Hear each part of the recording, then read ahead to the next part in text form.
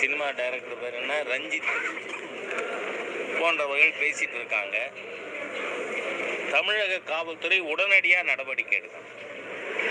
ஏனென்றால் மிக மோசமான சூழ்நிலை வந்து கொண்டிருக்கிறது. ஏன்னா பல பேர் எங்கிட்ட ஃபோன் பண்ணி ஐயப்பனை பற்றி பேசினா நாங்கள் ஏசப்பனை பற்றி பேசுவோங்கிறாங்க.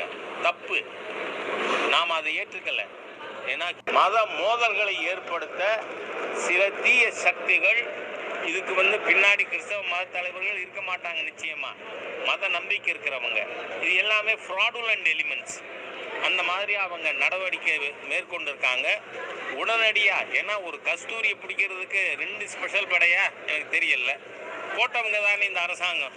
அப்போ ஏன் இந்த இசைவாணியா என்னவோ வாணி அதை கைது பண்ண ஏன் நடவடிக்கை எடுக்கலை? அப்படின்னா காவல்துறையே ஹிந்து விரோதமாக இருக்கா அப்படிங்கிற சந்தேகம் வருது. அரசாங்கம் இந்து விரோதம் நமக்கு தெரியும்.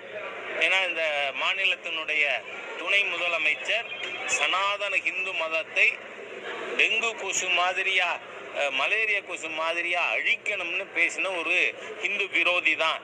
ஆனால் காவல்துறையும் அந்த மாதிரியா இருக்கான்னு தெரியல. நாளைக்கு இது மாதிரி மற்ற மத தெய்வங்களை பற்றி பாட்டு போடுறது, டான்ஸ் ஆடுறதுன்னு சூழ்நிலை வந்தால் தமிழ்நாட்டில் மத மோதல்கள் தான் வரும்.